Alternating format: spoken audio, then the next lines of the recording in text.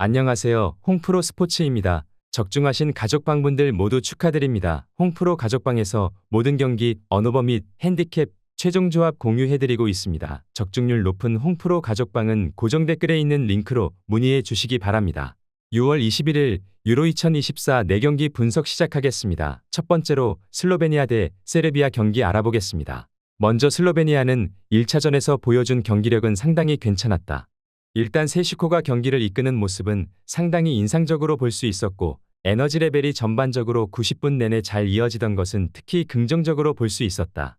물론 세슈코가 득점을 최종적으로 기록한 것은 아니었지만 후반전에는 덴마크를 상대로 기동성과 체력에서 앞서는 모습을 보여준 점은 슬로베니아 입장에서 긍정적으로 볼 수 있을 것이다.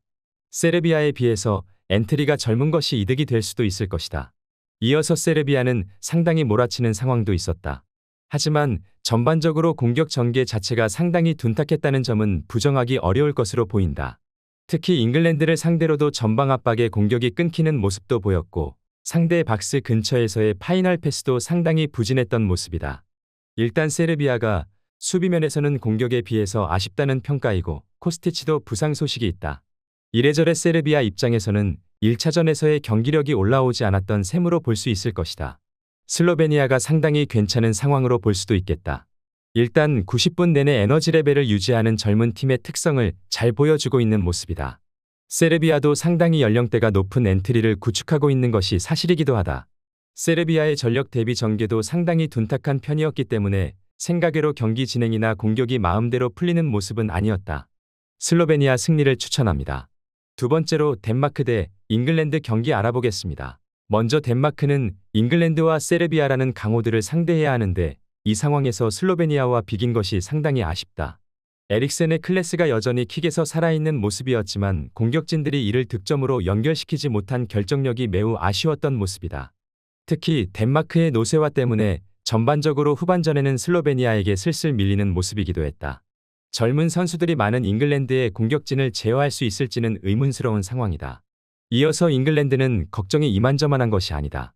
지난 매치에서도 사카와 케인이 별다른 활약을 하지 못하는 등 경기력과 결정력에서의 힘이 부족했던 것인데 그나마 벨링엄이 박스 침투 후 헤더로 득점을 기록하기는 했지만 공격적인 전술을 택했음에도 정작 전방에서의 결정력이 올라오고 있지 못하다. 세르비아의 파이널 패스가 거의 통하지 않았기에 다행이었지 잉글랜드도 경기력이 썩 명확하지는 않았던 모습이다. 여전히 잉글랜드가 유리해 보이는 게 사실이지만 아이슬란드전 이후로 공격진들의 힘이 떨어지는 모습을 보이고 있기에 덴마크를 상대로도 신승을 기록할 가능성도 있다고 본다. 다행인 점은 공격진의 연령대가 젊은 편이고 덴마크가 에너지 레벨에서 후반전에는 슬슬 밀리는 모습을 보여주었다는 점을 감안해야겠다. 잉글랜드 승리를 추천합니다. 영상은 잘 보고 계신가요? 핸디, 언어버 및 최종 조합 공유받아 보실 수 있는 가족방 입장 방법 알려드리겠습니다. 첫 번째로 영상 하단에 댓글을 클릭해 주세요. 두 번째로 댓글에 링크를 클릭해 주세요. 마지막으로 채팅 참여하기 후 메시지 주시고 답장 기다려 주시면 됩니다. 나가기 하시면 가족방 입장 시켜드릴 수 없습니다. 언제든 편하게 문의 주시기 바랍니다. 세 번째로 스페인 대 이탈리아 경기 알아보겠습니다. 먼저 스페인은 경기력적으로 아주 훌륭한 모습을 보여주었다. 일단 경기를 지배하는 상황에서 모라타와 야말 같은 선수들이 득점으로 응답을 해주었다는 점이 긍정적인 부분이다. 크로아티아에게 꽤 높은 실점 기대 수치를 기록한 것이 아쉽다고 하더라도 후반전에는 수비 모드로 들어간 점을 감안해야 한다. 이 상황에서도 PK를 허용한 것을 제외하면 그다지 큰 흠은 없었고 전반적으로 1차전 경기력은 좋았다고 보는 것이 좋겠다. 이어서 이탈리아는 여전히 경기력 면에서 불안함을 보이고 있다. 알바니아를 잡아냈지만 1대1 상황에서의 결정력 부족 및 상대에게 1대1 찬스를 거꾸로 내준 모습을 보여주기도 했다. 일단 팀적으로 3백과 4백을 혼용할 것으로 보이긴 하지만 이탈리아의 공격수들이 전반적으로 애국자 모드의 선수는 많지 않다. 지난 매치에서도 스카마카가 1대1 상황에서 골키퍼에게 막히는 슛으로 찬스를 무산시키는 것이 그 예시로 볼 수 있을 것이다. 일단 이탈리아의 경기력이 아직은 신뢰를 해주기는 어려울 듯하다. 스페인이 지배를 하는 상황에서도 득점으로 응답하는 능력이 매우 좋아진 점도 포인트다.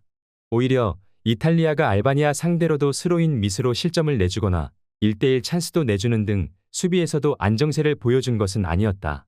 스페인 승리를 추천합니다. 네 번째로 아르헨티나 대 캐나다 경기 알아보겠습니다. 먼저 아르헨티나는 동기부여와 전력 모두 우승 후보라고 할 만하다. 메시의 메이저 대회 마지막일 가능성이 높은데 메시를 우상으로 여기는 여러 선수들이 한 번 더 의지를 불태우게 될 것이다.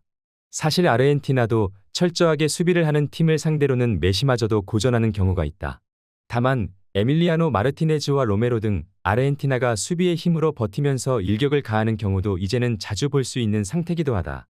에콰도르와의 평가전과 남미에선도 승리를 거둔 바 있었다.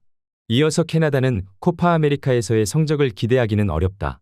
허드먼 감독에서 마치 감독으로 바뀐 지도 얼마 되지 않은 상태다. 물론 캐나다도 과거에 비해서는 전력이 많이 상승하기는 했다. 그럼에도 강호들을 상대로는 별다른 강점을 보여주지 못하고 있는 모습인데 유스타키오가 강호들의 압박을 이겨내기에는 피지컬이 약하다는 점이 원인으로 보인다. 주포인 데이비드도 이 때문에 프랑스전에서는 별다른 역량을 보여주지 못하기도 했다. 일단 아르헨티나가 밸런스와 의지에서 모두 우승 후보라고 할 수 있을 것이다.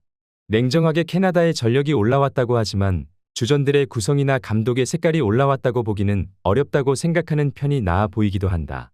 특히 강호들을 상대로는 캐나다가 전개를 잘하지 못하는 모습이 역력하기도 했다. 아르헨티나 승리를 추천합니다. 영상은 잘 보고 계신가요? 핸디, 언어버 및 최종 조합 공유받아 보실 수 있는 가족방 입장 방법 알려드리겠습니다. 첫 번째로 영상 하단에 댓글을 클릭해 주세요. 두 번째로 댓글에 링크를 클릭해 주세요. 마지막으로 채팅 참여하기 후 메시지 주시고 답장 기다려 주시면 됩니다. 나가기 하시면 가족방 입장 시켜드릴 수 없습니다. 언제든 편하게 문의 주시기 바랍니다.